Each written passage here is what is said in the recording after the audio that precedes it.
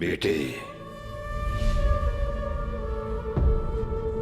आदमी के लिए बड़ा और सरदार बनना हमेशा से मुश्किल रहा है।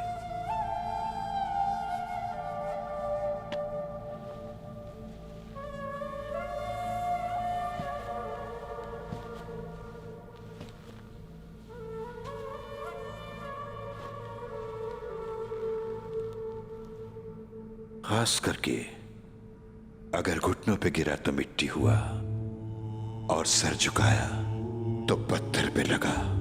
इसकी सजा बहुत बड़ी और हिसाब देना मुश्किल। अगर तो ऐसा ही है जैसा आप कह रहे हैं, तो फिर ऐसे इम्तिहानात से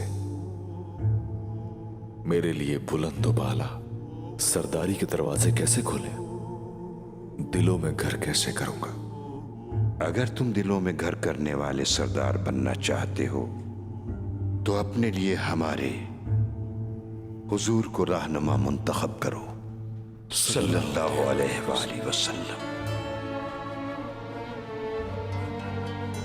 सहरा में हमारे हुजूर ने अखलाकी तहजीब की बुनियाद रखी।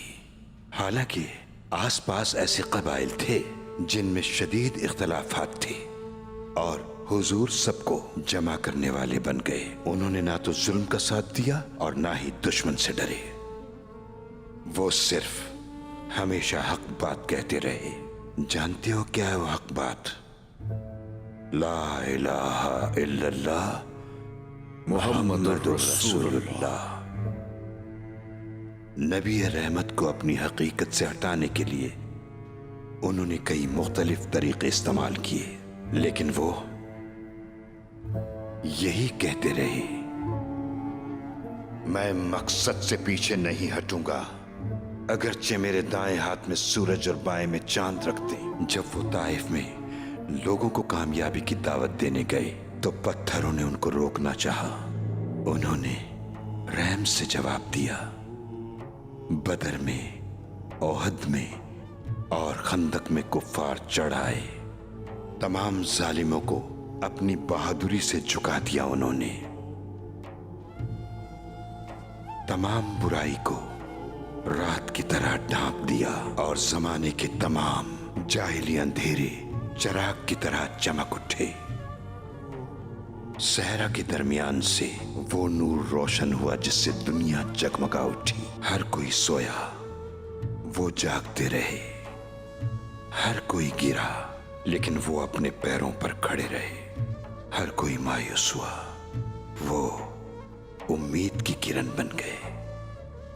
पहले इंसाफ खुद किया, रहम खुद किया, अक्लमंद खुद बने, सब्र खुद किया। बेटा, तुम भी ऐसे बनो ताकि इंसाफ तब चले जब तुम चलो। जब तुम मुस्कुराओ तो सब खिल उठे। सब्र के साथ साथ तुम जुल्म का मुकाबला करो ताकि लोग तुम में सल्तनत पाएं और उस सल्तनत में हमारे हुजूर का नूर देखा जा सके। अल्लाह हमें हमारे हुजूर की उम्मत के खैर वाले हिस्से में शरीक फरमाए। आमीन।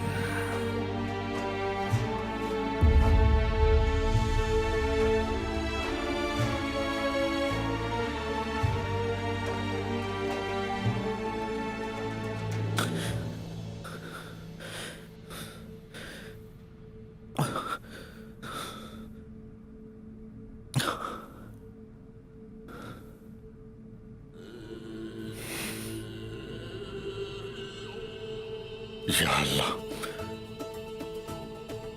मुझे हिम्मत अता फरमा। हमारे हुजूर के बताए हुए अहकामात के मुताबिक मुझे सल्तनत को वजूद में लाना नसीब फरमा।